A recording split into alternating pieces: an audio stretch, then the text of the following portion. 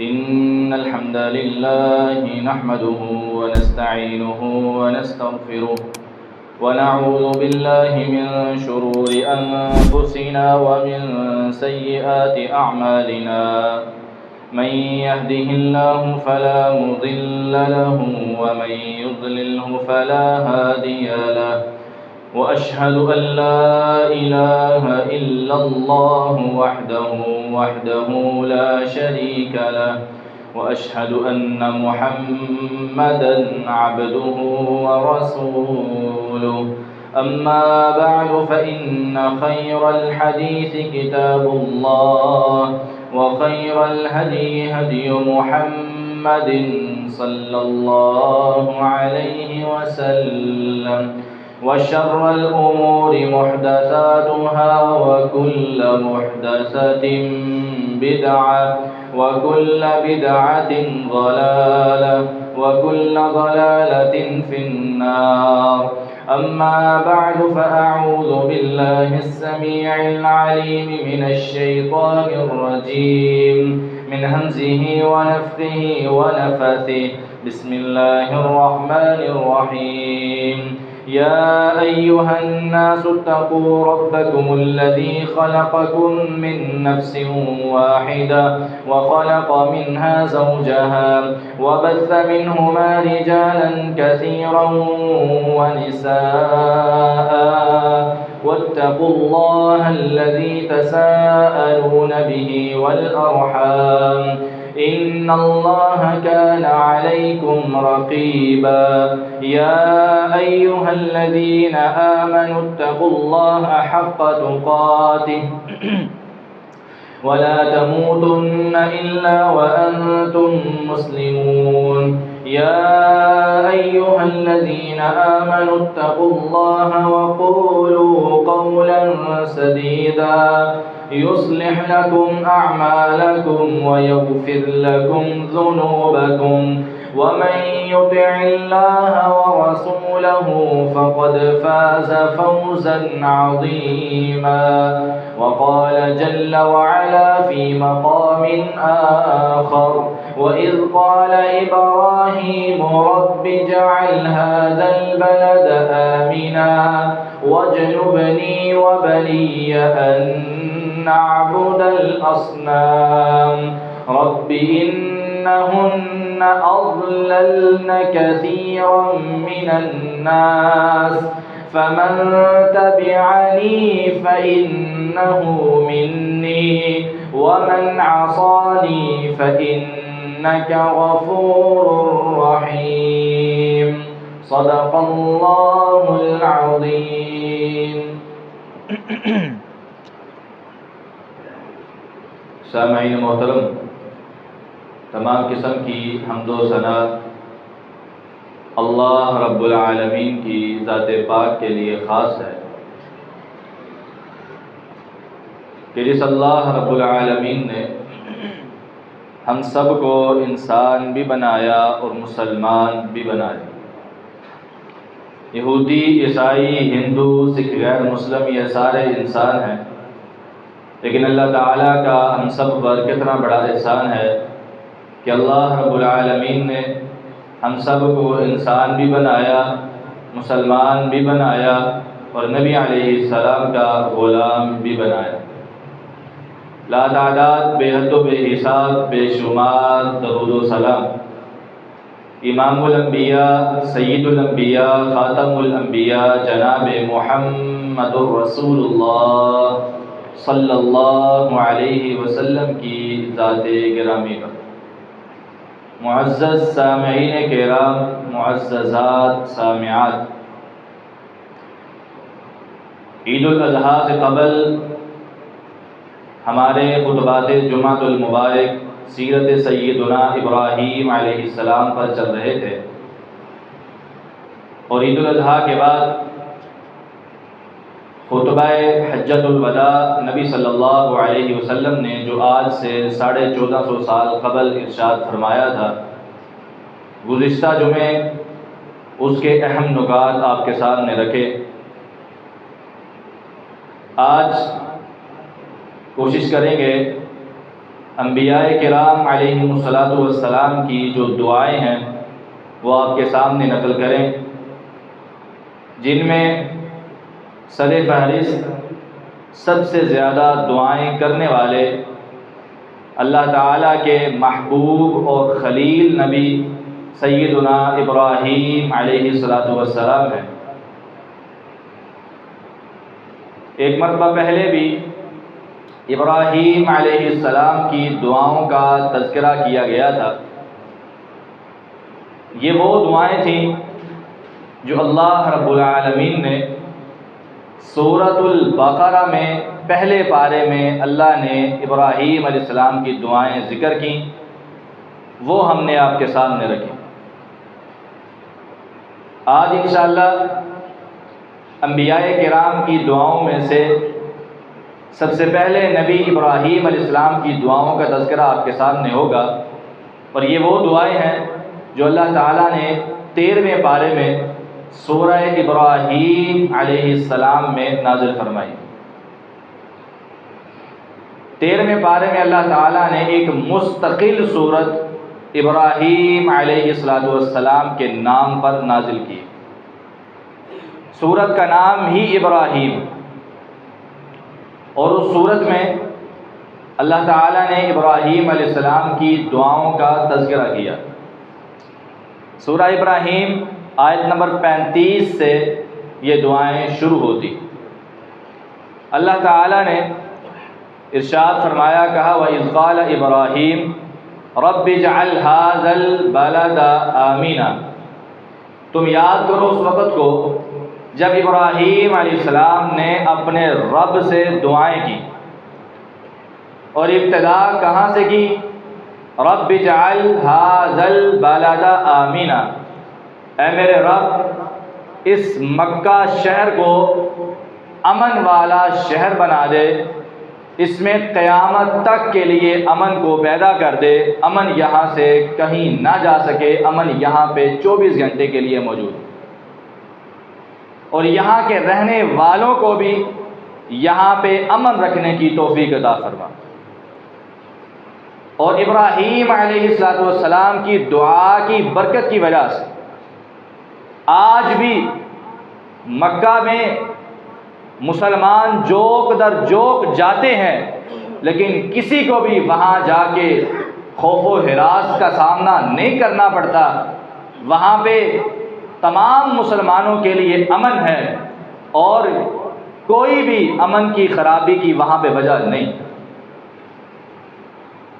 برکت پیچھے ابراہیم علیہ السلام کی دعا ہے،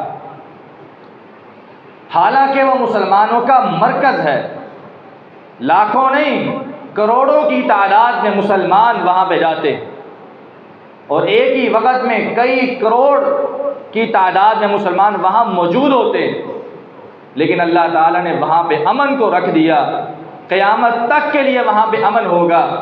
ابراہیم علیہ السلام کی جتنی بھی دعائیں ہیں وہ ساری اتنی جامع ہیں کہ ان کی قبولیت کا اثر قیامت تک کے لیے موجود رہے گا۔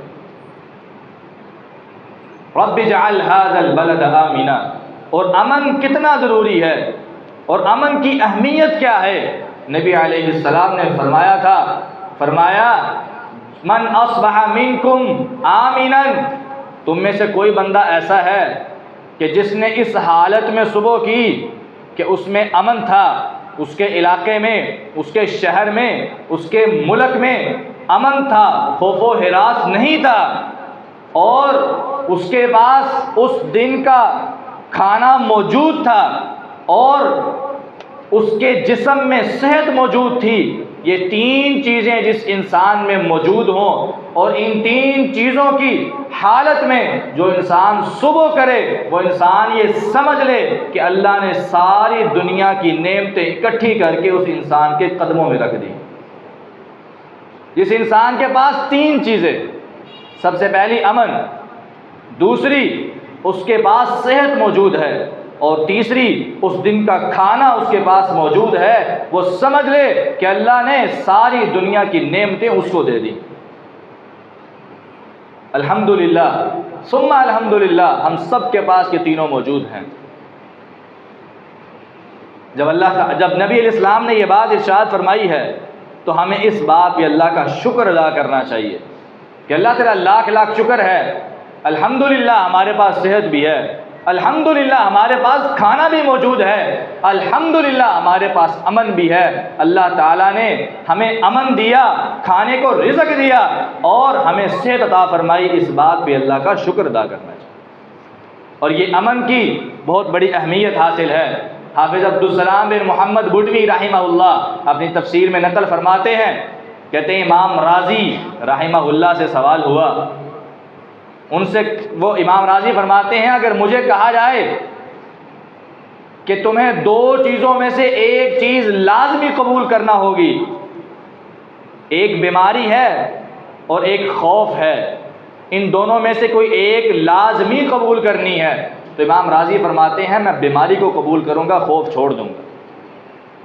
اس کی وجہ یہ ہے کہ اگر بیماری آ بھی جائے، انسان کا کوئی بخار والا مسئلہ ہے یا کسی انسان کی ٹانگ ٹوٹ گئی ہے یا بازو ٹوٹ گیا ہے یا کسی قسم کی کوئی بیماری ہے، اس انسان کے لیے کھانے کے لیے موجود ہوتا ہے ہر چیز، اس انسان کو نیند بھی آ جاتی ہے، اس انسان کے لیے سکون ہوتا ہے، امن ہوتا ہے، لیکن جس انسان کے دل میں خوف و ہراس پیدا ہو جائے، اس انسان کے لیے ساری دنیا جہنم بن جاتی ہے، اس کا رہنا مشکل ہو جاتا ہے۔ کہا اگر دونوں چیزوں میں سے ایک چیز مجھے کہا جائے تو میں بیماری لے لوں گا، خوف و ہراس نہیں لوں گا۔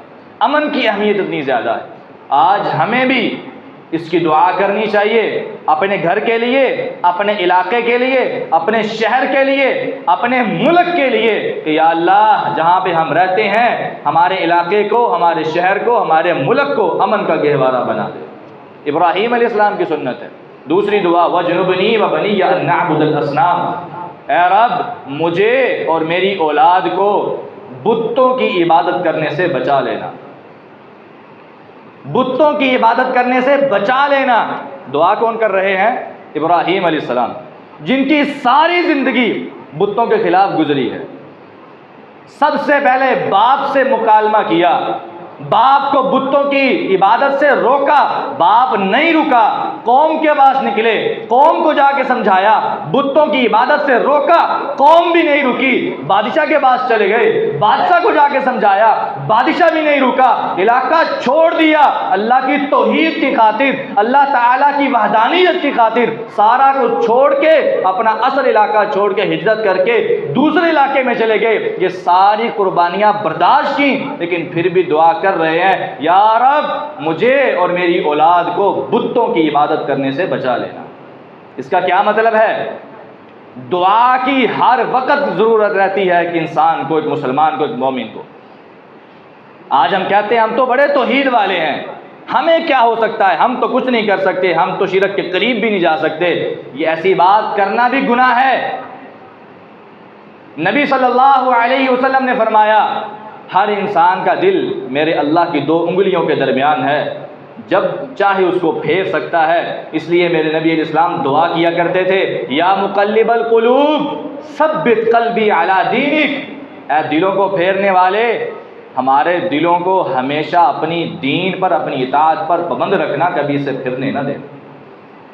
دعا نبی علیہ السلام کر رہے ہیں۔ تمام انبیاء نے اپنے لیے یہ دعا کی یا رب ہمیشہ ہمیں اپنا مطیع رکھنا، فرما بردار رکھنا، کبھی اپنی اطاعت سے دور نہ کرنا۔ ابراہیم علیہ السلام اپنے لیے اور اپنی اولاد کے لیے یہ دعا کر رہے ہیں وَجْنُبْنِي وَبَنِيَّ أَن نَّعْبُدَ الْأَصْنَامَ، اے اللہ مجھے اور میری اولاد کو بتوں کی عبادت سے بچا لیں۔ اور یہ دعا آج ہمیں بھی کرنی چاہیے۔ شرک بہت بڑا گناہ ہے، انسان کسی بھی وقت شرک میں مبتلا ہو سکتا ہے۔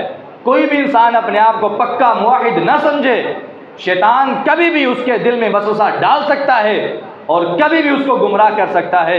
ہمیشہ یہ دعا کرنی چاہیے کہ یا رب ہمیں ہمیشہ اپنی اطاعت پر رکھنا، فرما برداری پر رکھنا اور کبھی بھی شرک میں مبتلا نہ ہونے دیں۔ رب انہن اضللن کثیرا من الناس، اے میرے رب ان بتوں نے بہت سی انسانیت کو گمراہ کیا، بہت سی انسانیت کو گمراہ کیا ہے۔ بتوں نے گمراہ کیا ہے؟ مراد کیا ہے؟ گمراہ یہ خود ہوئے ہیں لیکن سبب بت بنے۔ ان کی گمراہی کا سبب بت بنے ہیں، انہوں نے بہت سی انسانیت کو گمراہ کیا۔ اے میرے اللہ فمن تبعنی فإنہ منی، جو میری اطاعت و فرما برداری کرے وہ اس کو میرے ساتھ رکھنا قیامت والے دن، ومن عصانی فإنک غفور رحیم، اور جو میری نافرمانی کرے اے اللہ تو معاف کرنے والا ہے، بخشنے والا ہے، تو اس کے گناہوں کو معاف کر دے۔ ابراہیم علیہ السلام ہے نرم دل ہے، یہ نہیں کہا کہ جو میری نافرمانی کرے اس کو عذاب دے دینا، یہ نہیں کہا جو میری نافرمانی کرے اس کو جہنم میں ڈال دینا، کہا میرے رب جو میری نافرمانی کرے اس کو تو معاف کرنے والا ہے، اس کو ہدایت دے دے، معاف کر دے اس کو۔ ابراہیم علیہ السلام کی سنت ہے، جو گمراہی کے راستے پر چل رہے ہیں ان کو دعوت دیتے جاؤ اور ان کی بخشش کی دعا کرتے جاؤ۔ اس کے بعد کہا ربنا انی اسکنت من ذریتی بواد غیر ذی زرع عند بیتک المحرم، اے میرے اللہ تو نے کہا تھا اپنے اہل و عیال کو لے کے نکل، ہجرت کر، اور ایسے علاقے میں چھوڑیا جہاں پہ کوئی نہیں ہے۔ اے اللہ تو نے حکم دیا، میں نے فوری تیرے حکم کی فرما برداری کی، اپنے اہل و عیال کو اپنے گھر سے نکالا اور مکہ کی وادی میں لا کے میں نے چھوڑ دیا، جہاں پہ کوئی نہیں رہتا، جہاں پہ کھیتی باڑی بھی نہیں ہے، چٹیل میدان زمین ہے اور دوسرا کوئی انسان وہاں موجود نہیں ہے۔ یا اللہ تو نے حکم دیا تو میں نے مان لیا۔ عند بیتک المحرم، تیرے گھر کے پاس میں نے ان کو ٹھہرایا ہے۔ ربنا لیقیموا الصلاۃ، یا اللہ یہ حکم کی فرما برداری کی ہے، بیت اللہ کے پاس ٹھہرایا ہے، مقصد میرا یہ تھا کہ میری اولاد نماز کی پابند بن جائے، نمازی بن جائے۔ ربنا لیقیموا الصلاۃ، یا اللہ میں نے اس وجہ سے ٹھہرایا کہ میری اولاد نمازی بن جائے، نماز کی پابند بن جائے۔ ہر ماں باپ کو اس بات کی فکر ہونی چاہیے کہ میری اولاد نمازی بن جائے، میری اولاد نماز کی پابند بن جائے۔ تمام انبیاء کرام علیہم السلام نے اپنی اولادوں کو اللہ کی اطاعت و فرما برداری پر لگایا اور ان کے اسباب بھی مہیا کیے، اسباب بھی مہیا کیے۔ پہلے بیت اللہ کے پاس ٹھہرایا، پھر دعا کی۔ بیت اللہ کے جب تک بیت اللہ کے پاس ٹھہرایا نہیں تھا تب تک دعا بھی نہیں کی۔ اولاد ہوئی ہے، ابھی چھوٹا سا بچہ ہے، ماحول اور تربیت دینے کے لیے سب سے پہلا کام بیت اللہ کے پاس جا کے ٹھہرایا اور دعا یہ کی، یا اللہ اپنی اولاد کو میں نے یہاں پہ رکھا ہے، میری دعا قبول کر لینا، میری اولاد کو نمازی بنا دے۔ اور آج ہمیں بھی اس چیز کی ضرورت ہے۔ والدین کو چاہیے جب بھی نماز پڑھنے کے لیے جائیں، تہجد پڑھنے کے لیے اٹھیں، ساتھ اپنی اولاد کو بھی اٹھائیں۔ آج آپ سارے یہاں پہ موجود ہیں، بتائیں آپ کی اولادیں کہاں ہیں؟ ہم میں سے اکثر لوگوں کی اولادیں ان کے ساتھ موجود نہیں ہیں۔ کیا وجہ ہے؟ دنیا کا کوئی پروگرام ہو، کوئی فنکشن ہو، کوئی شادی بیاہ کا کوئی مسئلہ ہو تو ہم اپنی اولادوں کے بغیر وہاں نہیں جاتے۔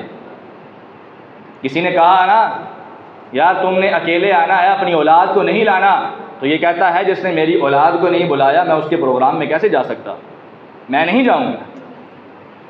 اپنی اولاد کو ساتھ لے کر جاتا ہے، دنیا کے معاملات میں اپنی اولاد کو ساتھ رکھتا ہے، جو ہی مسجد کی باری آتی ہے تو کہتا ہے وہ سارا دن کام کرتا رہا ہے، سویا ہوا، صبح فجر کے لیے کیسے اٹھاؤں اس کو، رات کو لیٹ سویا تھا، اس کی نیند خراب ہو جائے گی۔ یہ بابا جی گھر سے نکلتے ہیں بڑے آرام سے دروازہ کھولتے ہیں، کیوں؟ میری اولاد کی نیند خراب ہو جائے گی۔ اور کہاں جا رہا ہے؟ مسجد میں جا رہا ہے، نماز پڑھنے کے لیے جا رہا ہے۔ بابا جی آپ کہاں جا رہے ہیں؟ کہاں؟ تہجد کے لیے مسجد میں جا رہا ہوں۔ اولاد کی طرح گھر سو رہی ہے۔ انبیاء کرام کی یہ سنت نہیں ہے۔ انبیاء کرام نے ہر نیکی کے کام میں اپنی اولاد کو اپنے ساتھ رکھا ہے۔ چھوٹا سا بچہ ہے، ابھی بالغ بھی نہیں ہوا، بیت اللہ تعمیر کرنے کا اللہ نے حکم دیا ہے، اپنی اولاد کو ساتھ لگایا۔ ابراہیم علیہ السلام نے اسماعیل علیہ السلام کو ساتھ لگایا بیت اللہ بنانے کے لیے۔ آج کیا ہم یہ سوچ بھی سکتے ہیں کہ ہماری اولادیں مزدور بنیں؟ اتنی گرمی کی شدت میں ہم سوچ بھی نہیں سکتے، اور وہاں پہ ابراہیم علیہ السلام اپنی بچے سے مزدوری کروا رہے، مسجد کے لیے، اللہ کے گھر کے لیے تربیت ہو رہی ہے، ذہن سازی ہو رہی ہے۔ کیا میرے بچے اللہ کے دین کے لیے اگر گرمی میں بھی نکلنا پڑے تو میری جان تو جا سکتی ہے، میری صحت تو خراب ہوتی ہے تو ہو جائے، لیکن اللہ کے دین کا کام کبھی نہیں رکنا چاہیے۔ یہ اولاد کی تربیت ہو رہی ہے، اللہ کے حکم کی فرما برداری پر ہمارا سب کچھ قربان ہے۔ کوئی بھی چیز ہو اللہ کے دین کے لیے، اللہ کی اطاعت کے لیے، فرما برداری کے لیے ہر چیز قربان ہو سکتی ہے، لیکن اللہ کے حکم کی نافرمانی کبھی نہیں ہو سکتی۔ یہ اولاد کی تربیت ہو رہی ہے، ماحول دیا جا رہا ہے، اسلامی ماحول دیا جا رہا ہے۔ ابراہیم علیہ السلام کی سنت ہے، کہا ربنا لیقیموا الصلاۃ فاجعل افئدۃ من الناس تہوی الیہم، اے اللہ لوگوں کے دلوں کو اس گھر کی طرف مائل ہونے والا بنا دے، لوگوں کے دلوں کو اس گھر کی طرف مائل کر دے۔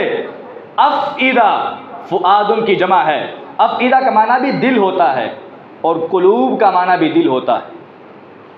فرق کیا ہے؟ قلوب قلب جو ہوتا ہے وہ پورے دل کو کہتے ہیں، اور افئدہ جو ہوتا ہے وہ دل کا اندرونی حصہ ہوتا ہے، جس کے اندر محبت ہوتی ہے، پیار ہوتا ہے۔ اے میرے رب لوگوں کے جو دلوں کا اندرونی حصہ ہے اس حصے میں اس گھر کی محبت کو پیدا کر دے۔ اور آج دیکھ لیں جوک در جوک مسلمان عمرے کے لیے جاتے ہیں اور حج کے لیے جاتے ہیں، اور جو ایک بار چلا جائے اس کی اگلی مرتبہ جانے کی حسرت ہوتی ہے، خواہش ہوتی ہے، یا اللہ مجھے لے جا، دوبارہ لے جا۔ دنیا کے ویسے معاملات میں اگر انسان کسی جگہ سیر کے لیے جاتا ہے نا، ایک مرتبہ چلا گیا ہے، 2 مرتبہ چلا گیا ہے، تیسری مرتبہ کہتا ہے یار ادھر نہیں کہیں اور چلتے ہیں۔ لیکن یہ ابراہیم علیہ السلام کی دعا ہے، انسان اگر بیت اللہ میں 10 مرتبہ بھی چلا جائے تو 11ویں مرتبہ جانے کے اس کا دل کرتا ہے یا اللہ لے جا، دعائیں کرتا ہے۔ اور جو نہیں جاتے ان کے دل میں بھی حسرت ہوتی ہے، یا اللہ ایک مرتبہ اپنے گھر کا دیدار کروا دے۔ چلیں آج ہم سب دعا کرتے ہیں، جنہوں نے اللہ کا گھر دیکھا ہے اور جنہوں نے نہیں دیکھا، اللہ ہم سب کو اپنے گھر بیت اللہ کی زیارت نصیب فرمائے، آمین۔ ابراہیم علیہ السلام کی دعا فَجْعَلْ أَفْئِدَةً مِّنَ النَّاسِ تَهْوِي إِلَيْهِمْ، یا اللہ لوگوں کے دلوں میں بیت اللہ کی محبت ڈال دے، تہوی الیہم، وہ دوڑتے ہوئے آئیں اس کی طرف۔ ہوا یہوی کا معنی ہوتا ہے اوپر سے نیچے آنا، جب انسان اوپر سے کوئی چیز نیچے گراتا ہے تو کتنی تیزی سے نیچے آتی۔ لوگوں کے دلوں کو ایسے کر دے کہ وہ دوڑتے ہوئے جلدی جلدی بیت اللہ کی طرف آئیں، اللہ کے گھر کی طرف بھاگتے ہوئے آئیں۔ وَارْزُقْهُم مِّنَ الثَّمَرَاتِ، یا اللہ ان کو پھلوں کا رزق عطا فرما، لَعَلَّهُمْ يَشْكُرُونَ، تاکہ یہ شکر کرنے والے بندے بن جائیں۔ رزق اللہ دیتا ہے تاکہ میرے بندے میرے شکر گزار بن جائیں، شکر کریں میرا۔ لیکن آج بڑے افسوس سے کہنا پڑتا ہے، ہزاروں نہیں، لاکھوں نہیں، کروڑوں نہیں، بے شمار نعمتیں ہمارے پاس موجود ہیں، لیکن اللہ کی قسم پھر بھی ہماری زبانوں سے ناشکری نہیں جاتی۔ ہر وقت یہی کہتے ہیں یار کچھ ملتا ہی نہیں، پورے نہیں ہوتے، معاملات ہی نہیں پورے ہوتے۔ یہ ساری کی ساری ناشکری کے الفاظ اللہ کو ناپسند ہیں۔ اللہ تعالیٰ نے انبیاء کو، انبیاء کی امت کو جتنا بھی مال دیا، جتنی بھی دنیا دی، اس وجہ سے کہ سارے کے سارے لوگ میرے شکر گزار بنے۔ اور جو تھوڑے پر بھی صبر کر لیتا ہے، لَإِن شَكَرْتُمْ لَأَزِيدَنَّكُمْ، میرے رب نے اعلان فرمایا اے لوگو اگر تم شکر کرو گے تو ضرور بھی ضرور میں تمہیں پہلے سے بھی زیادہ عطا کر دوں، ضرور بھی ضرور۔ یہ نہیں کہا اگر شکر کرو گے تو زیادہ دے دوں گا، بلکہ تاکید والے الفاظ بولے، کہا ضرور دوں گا۔ آج اگر اولاد نے کوئی چیز مانگی ہو تو ماں باپ کہہ دینا بیٹا یہ کام کر لو تو میں تمہیں زیادہ دے دوں گا، تھوڑی ہے تو اور دے دوں گا، اگر نہیں ہے تو لا کر دے دوں گا۔ اولاد کتنی جلدی یقین کرتی ہے۔ اور یہ تو میرا رب ہے، میرے رب نے وعدہ کیا ہے اے میرے بندو میرا شکر کرو تو صحیح، تمہیں اتنا دوں گا تم کبھی سوچ بھی نہیں سکتے۔ لَإِن شَكَرْتُمْ لَأَزِيدَنَّكُمْ، لیکن یہ بات یاد رکھو وَلَئِن كَفَرْتُمْ إِنَّ عَذَابِي لَشَدِيدٌ، میں اتنی نعمتیں تم پر کر رہا ہوں، اپنی رحمتوں کی برکات نازل کر رہا ہوں، برکتیں تم پر کر رہا ہوں، اس کے باوجود اگر ناشکری کرو گے تو دنیا میں بھی عذاب آئے گا، اور آخرت کا عذاب تو بہت سخت ہے، تم کبھی عذاب سے بچ نہیں سکتے۔ وَلَئِن كَفَرْتُمْ إِنَّ عَذَابِي لَشَدِيدٌ، شکر سب سے بڑی چیز ہے۔ اور ابراہیم علیہ السلام نے بھی یہ دعا کی، یا اللہ ان کو شکر گزار بنا دے تاکہ یہ تیرا شکر کرے۔ ربنا انک تعلم ما نخفی وما نعلن، اے ہمارے پروردگار بے شک تو جانتا ہے جو ہم چھپاتے ہیں اور جو ہم ظاہر کرتے ہیں۔ کچھ دعائیں ایسی ہوتی ہیں جو بندے کے اور اللہ کے درمیان راز ہوتی ہیں، انسان اپنی زبان سے وہ الفاظ نہیں کہہ سکتا، دل ہی دل میں اپنے رب سے دعائیں کرتا ہے، اور وہ دعائیں اللہ کے اور بندے کے درمیان راز ہوتی ہیں۔ کچھ ایسی دعائیں بھی ہماری ہونی چاہیے کہ جو میرے اور میرے اللہ کے درمیان راز ہوں، تیسرا بندہ جانتا نہ ہو۔ یہ راز والی باتیں اللہ سے کرنا، پوشیدہ باتیں کرنا جس کو میں اور میرا رب، صرف میرا رب جانتا ہے، کوئی اور نہیں جانتا، اللہ کی قسم یہ اللہ کے خاص بندوں کی نشانی ہوا کرتی، جو اللہ کے ساتھ راز و نیاز کی باتیں کرتے ہیں۔ اے میرے رب، جو میرے دل میں باتیں ہیں تو وہ بھی جانتا ہے، اور جو ظاہر میں اپنی زبان سے کر رہا ہوں تو وہ بھی جانتا ہے۔ اللہ ساری میری دعائیں قبول کر لے، ساری قبول کر۔ انسان بندوں میں بیٹھ کے دعا کر رہا ہو اور اکثر وہ الفاظ زبان پہ نہیں لانا چاہتا، لیکن اللہ تو جانتا ہے میرے دل میں کیا چل رہا ہے، سارے معاملات جانتا ہے۔ میں جو باتیں چھپا کے کرتا ہوں، اپنے دل میں چھپا لیتا ہوں یا کسی کو راز سے بتا دیتا ہوں، تو وہ بھی جانتا ہے، میرے دل کے اندر کے معاملات کو بھی جانتا ہے۔ وَمَا يَخْفَى عَلَى اللَّهِ مِنْ شَيْءٍ فِي الْأَرْضِ وَلَا فِي السَّمَاءِ، اور یہ عقیدہ بھی ساتھ ہی بیان کیا، کہا یا اللہ مجھے یہ بات اچھی طرح سے علم ہے کہ کوئی بھی چیز نہ آسمان میں اور نہ زمین میں، کوئی بھی چیز تم سے پوشیدہ اور مخفی نہیں ہے، ہر چیز کو بخوبی جاننے والا، ہر چیز اللہ کے علم میں ہے، ہر چیز اللہ کے علم میں ہے۔ بس اوقات ہم کہتے ہیں نا کہ یار اس کو نظر نہ آ جائے، لائٹ بند کر دو، اندھیرے میں چلے جاؤ، فلاں بندہ نہ دیکھ لے، فلاں نہ دیکھ لے، فلاں نہ دیکھ لے۔ اللہ کی قسم، اندھیری رات ہو اور اندھیری غار ہو، اندھیری رات میں، اندھیری غار میں کالا پتھر پڑا ہو، اس کے اوپر کالی کیڑی چل رہی ہو، میرا رب اس کالی کیڑی کے چلنے کی آواز کو سن بھی رہا ہے، اس کو دیکھ بھی رہا ہے۔ یہ ہے میرا رب۔ ربنا انک تعلم ما نخفی وما نعلن، اے اللہ تو جانتا ہے جو ہم چھپاتے ہیں اور جو ظاہر کرتے ہیں۔ اور پھر یا اللہ دعا کا طریقہ بتایا، الحمدللہ الذی وہب لی علی الکبر اسماعیل و اسحاق، اے میرے پروردگار ساری تعریفیں تیری ہیں کہ تو نے مجھے بڑھاپے کی عمر میں 2 نورانی بیٹے دیے، جس کا نام ایک اسماعیل ہے اور اسحاق ہے۔ اولاد کون دیتا ہے؟ اللہ۔ اولاد اللہ دیتا ہے۔ انبیاء کا عقیدہ، ابراہیم علیہ السلام کا عقیدہ، کہا اللہ تیرا لاکھ لاکھ شکر ہے تو نے مجھے اسماعیل اور اسحاق دیے ہیں، میرے بس کی بات نہیں تھی۔ بڑھاپے کی عمر میں 2 بیٹے دیے۔ اولاد اللہ دیتا ہے۔ پیروں سے، بابوں سے، بزرگوں سے، تعویذوں کے ذریعے اولاد مانگنے والوں کو اولاد اگر مل بھی جائے تو وہ بھی اللہ ہی دیتا ہے، لیکن ان کا عقیدہ بن جاتا ہے بابے نے دی۔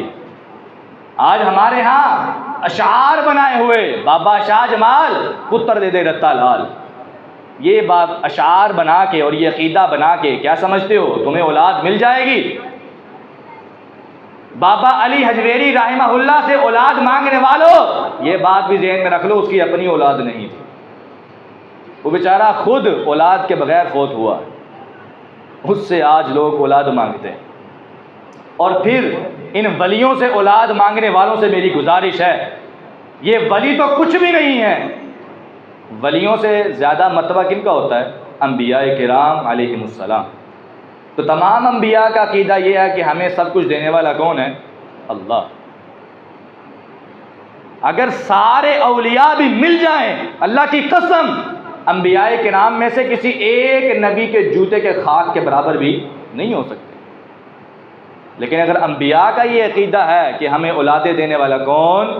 اللہ، تو آج ہمارا بھی یہ عقیدہ ہونا چاہیے کہ اولادیں دینے والا کون؟ اللہ۔ آج اگر کسی کی اولاد نہیں ہو رہی تو میں اس کو اللہ کا واسطہ دے کر کہتا ہوں کہ اللہ کا دامن پکڑ لو، میں اللہ کی قسم اٹھا کر کہتا ہوں اللہ اولاد دیتا ہے اگر مانگنے والے بن جاؤ۔ مانگنے والے بن جاؤ، اللہ اولاد دیتا ہے۔ انبیاء کرام کی دعائیں اپنے ذہن میں لاؤ، ربی حب لی من الصالحین، انبیاء کرام نے دعائیں کی ہیں، ربی حب لی من لدنک ذریۃ طیبہ انک سمیع الدعاء، ربی حب لی ربی لا تذرنی فردا وانت خیر الوارثین۔ یہ ساری دعائیں انبیاء کی ہیں، انبیاء کرام نے دعائیں کی، اللہ نے ان کو اولاد دی۔ اللہ کی قسم آج بھی اگر کوئی والدین بے اولاد ہیں، کوئی جوڑا بے اولاد ہے، یہ دعائیں کرے، اللہ سے جم کے مانگے، ثابت قدمی سے مانگے، اللہ کی قسم اللہ تعالیٰ اس کو اولاد دے گا۔ اللہ سے مانگے تو صحیح۔ آج ہمیں مانگنے کا طریقہ نہیں آتا، ہم ایک مرتبہ دعا کرتے ہیں، 2 مرتبہ کہتے ہیں، مایوس ہو کے ہمارا پکا ذہن بن جاتا ہے کہ اللہ سے تو نہیں ملنی، نعوذ باللہ بابوں سے لے لیتے، نعوذ باللہ من ذالک۔ کیا بابا اللہ سے زیادہ طاقتور ہے؟ کیا بابے کا تعویذ اللہ سے زیادہ بڑا ہے؟ اللہ کی قسم، نہ کوئی چھلا، نہ کوئی کڑا، نہ کوئی تعویذ، نہ کوئی دھاگا اللہ کی طاقت کے آگے کچھ بھی نہیں۔ اللہ تعالیٰ چاہے تو سب کو اولاد دے دے، چاہے تو کسی کو بھی نہ دے، اور چاہے کسی کو بیٹے دے دے، کسی کو بیٹیاں دے دے، چاہے کسی کو دونوں دے دے، اور چاہے تو کچھ بھی نہ دے۔ یہ سب مرضی میرے اللہ کی ہے، ساری قدرت میرے اللہ کی ہے، اس لیے اللہ سے مانگو، اللہ ہی دینے والا ہے۔ انبیاء کرام نے بھی یہ بات کی کہ اللہ تو نے ہی ہمیں اولاد دی ہے، ان ربی لسمیع الدعاء، بے شک میرا رب دعاؤں کو سننے والا ہے۔ سننے والے سے مراد قبول کرنے والا ہے۔ جس طرح ہم کہتے ہیں نا فلاں کی سنی گئی، یعنی مان لی گئی، اس کا مطلب میرا رب دعاؤں کو قبول کرنے والا ہے۔ یہ یقینی بات ہے کہ تم آج مانگو، دعاؤں کو قبول کرنے والا صرف اللہ ہے۔ اس کے بعد دعا کی، رب اجعلنی مقیم الصلاۃ ومن ذریتی ربنا وتقبل دعا۔ یہ دعا ہم میں سے اکثر کو یاد ہے، نماز میں اکثر بھائی پڑھتے بھی ہیں، درود کے بعد اچھی دعا ہے، پڑھنی چاہیے، اور اس کا ترجمہ بھی یاد کریں۔ یہ دعا ابراہیم علیہ السلام کی ہے۔ ابراہیم علیہ السلام نے دعا کی، رب اجعلنی مقیم الصلاۃ، اے میرے رب مجھے اور میری اولاد کو نمازی بنا دے، مجھے اور میری اولاد کو نمازی بنا دے۔ کہ نعوذ باللہ ابراہیم علیہ السلام نماز نہیں پڑھتے تھے؟ پڑھتے تھے۔ اللہ کی قسم پوری زندگی ابراہیم علیہ السلام نے ایک بھی نماز نہیں چھوڑی، لیکن پھر بھی دعا کر رہے ہیں، یا اللہ مجھے نمازی بنا دے۔ اس کا کیا مطلب ہے؟ کہ پکے نمازیوں کو بھی دعا کرنی چاہیے، یا اللہ ہمیں نمازی بنا دے، کبھی ہمیں گمراہ نہ کر دینا، ہمارے دل سے نماز کی اہمیت ختم نہ ہو جائے۔ ابراہیم علیہ السلام نے دعا کی، رب اجعلنی مقیم الصلاۃ، اے میرے رب مجھے نماز کا پابند بنا دے، ومن ذریتی، اور میری اولاد کو بھی نماز کا پابند۔ اولاد کے لیے بھی ساتھ ہی دعا کی، ربنا وتقبل دعا، اے ہمارے رب میری دعا کو قبول کر لے۔ ساتھ قبولیت کی دعا بھی ہے۔ یہ ترلے ہو رہی ہیں، منتیں ہو رہی ہیں۔ انبیاء اگر مختار کل ہوتے تو اللہ کے سامنے اس طرح منتیں نہ کرتے، اس طرح ترلے نہ مارتے۔ آج ہمارا یہ عقیدہ بن چکا انبیاء مختار کل ہیں، انبیاء کے پاس سارے اختیار ہیں، ایسی کوئی بات نہیں ہے۔ سارے اختیار میرے اللہ کے پاس ہیں۔ اللہ جس کی چاہے سنے، جس کی چاہے نہ سنے، وہ اس کے اختیار میں ہے۔ انبیاء کرام ترلے مارتے رہے، ساری زندگی دعائیں کرتے رہے۔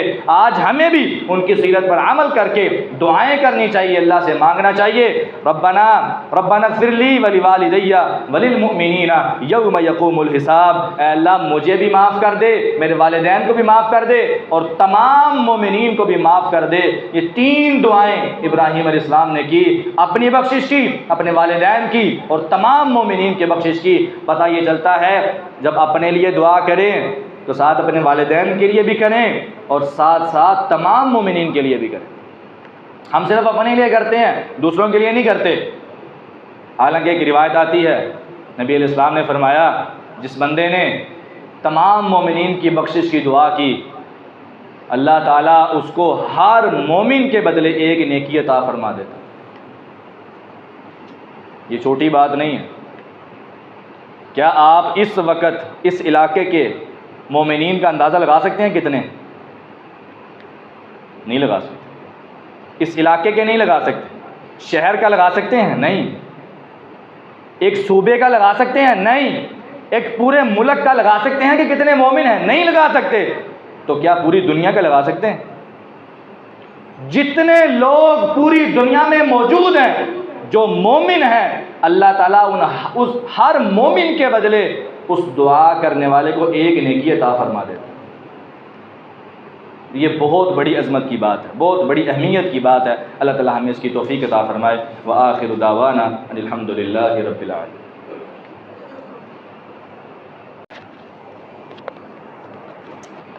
إن الحمد لله نحمده ونستعينه ونستغفره ونعوذ بالله من شرور أنفسنا ومن سيئات أعمالنا من يهده الله فلا مضل له ومن يضلله فلا هادي له وأشهد أن لا إله إلا الله وحده لا شريك له وأشهد أن محمدا عبده ورسوله أما بعد فإن خير الحديث كتاب الله وخير الهدي هدي محمد صلى الله عليه وسلم وشر الأمور محدثاتها وكل محدثة بدعة وكل بدعة ضلالة وكل ضلالة في النار۔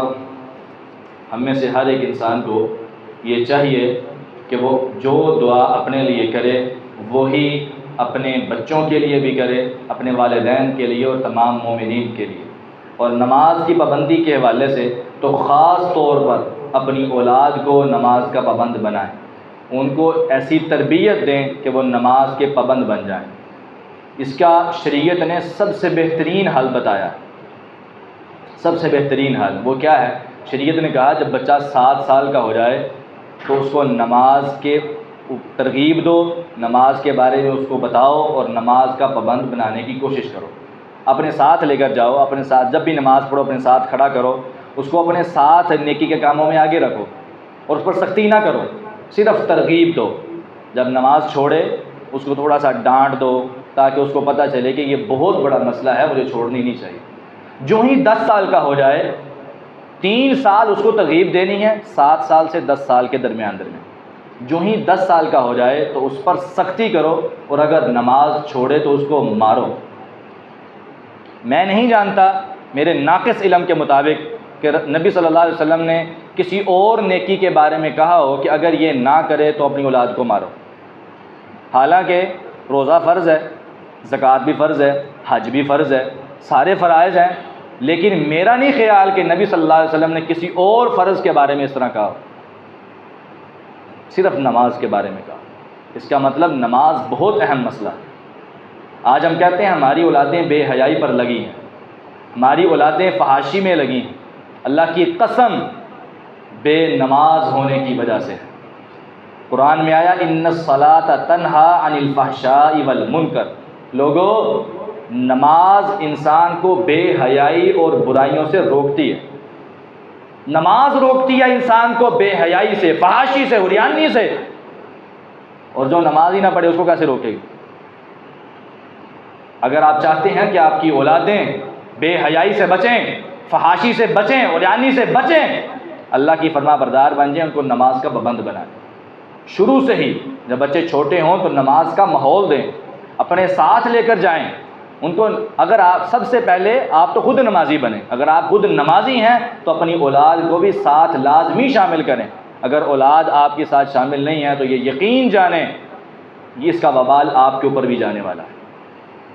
یہ نہ سمجھیں کہ ہر انسان سے اس کے اپنے اعمال نامے کا حساب ہونا ہے، یہ تو ٹھیک ہے، لیکن والدین سے اولاد کے بارے میں بھی پوچھا جانا۔ اس لیے ہم سب کو چاہیے کہ ہم سب سے پہلے خود نمازی بنیں اور اللہ تعالیٰ سے اپنے لیے دعا کریں، رب اجعلنی مقیم الصلاۃ، یا اللہ مجھے بھی نمازی بنا دے، اور اپنی اولاد کے لیے بھی یا اللہ میری اولاد کو بھی نمازی بنا دے۔ اور دعا کرنے کے ساتھ ساتھ اسلامی ماحول دینا اور بچوں کو نماز کا پابند بنانا اور نماز کی ترغیب دینا یہ بہت ضروری ہے اور ہم سب کو یہ کرنا چاہیے۔ اللہ تعالیٰ ہمیں اس کی توفیق عطا فرمائے۔ بیماروں کی صحت کے لیے دعا کریں، جتنے مسلمان بیمار ہیں اللہ ان کو صحت عطا فرمائے، اور جتنے موحد مسلمان دنیا سے چلے گئے ہیں اللہ تعالیٰ جنت الفردوس کا داخلہ عطا فرمائے۔ اور گرمی کی شدت ہے بہت زیادہ، اللہ سے دعا کریں اللہ تعالیٰ اپنی رحمت والی بارش نازل فرمائے، اللہ اپنی رحمت کی بارش نازل فرمائے۔ بڑی آہستہ آمین کہہ رہے ہیں سارے یار، کہہ رہے ہیں بارش کی ضرورت نہیں ہے؟ بارش ہونی چاہیے کہ نہیں ہونی چاہیے؟ ہونی چاہیے۔ اللہ تعالیٰ گرمی دور فرما دے اور رحمت والی بارش نازل فرما دے۔ اللہم اسق عبادک و بہائمک وانشر رحمتک و احیی بلدک المیت، یہ دعا کیا کریں، یہ بارش کی بڑی بہترین دعا ہے۔ ठीक है, अल्लाह ताला हम सब पर अपनी रहमत वाली बारिश नाजिल फरमाए। रब्बना ज़लमना अनफुसना व इल्लम तग़फिर लना व तरहमना लनकूनन्न मिनल ख़ासिरीन। रब्बना आतिना फ़िद दुनिया हसनतन व फ़िल आखिरति हसनतन व क़िना अज़ाबन नार। अल्लाहुम्मा अश्फ़ि मर्ज़ाना व मर्ज़ल मुस्लिमीन वल मुस्लिमात। अल्लाहुम्मा अश्फ़ि मर्ज़ाना व मर्ज़ल मुस्लिमीन वल मुस्लिमात। अल्लाहुम्मा इग़फ़िर लना व लिजमीइल मुस्लिमीन वल मुस्लिमात व लिल मुअमिनीन वल मुअमिनात लिल अहयाइ मिनहुम वल अमवात। अल्लाहुम्मा अग़िस्ना अल्लाहुम्मा अग़िस्ना अल्लाहुम्मा अग़िस्ना अल्लाहुम्मा अस्क़िना ग़ैसन मुग़ीसन मरीअन नाफ़िअ ग़ैर ज़ारिन आजिलन ग़ैर आजिल। अल्लाहुम्मा अस्क़ि इबादक व बहाइमक वंशुर रहमतक व अह्यि बलदकल मय्यित। अल्लाहुम्मा लअन कफ़रतल्लज़ीन यसुद्दून अन सबीलिक व युकज़्ज़िबून रुसुलक व युक़ातिलून औलियाअक। अल्लाहुम्मा ख़ालिफ़ बैन कलिमतिहिम वज़ल्ज़िल अक़दामहुम वशत्तित शमलहुम वफ़र्रिक़ जमअहुम वख़र्रिक़ दियारहुम। अल्लाहुम्मा दम्मिर दियारहुम। अल्लाहुम्मा अंसुरिल इस्लाम वल मुस्लिमीन। अल्लाहुम्मा अंसुरिल जिहाद वल मुजाहिदीन। अल्लाहुम्मा अंसुरिल मुस्लिमीन फ़ी गज़्ज़ा। अल्लाहुम्मा अंसुर इख़वानना अल मुस्लिमीन वल मज़लूमीन फ़ी फ़िलस्तीन। अल्लाहुम्मा अंसुर इख़वानना अल मुस्लिमीन अल मज़लूमीन फ़ी गज़्ज़ा।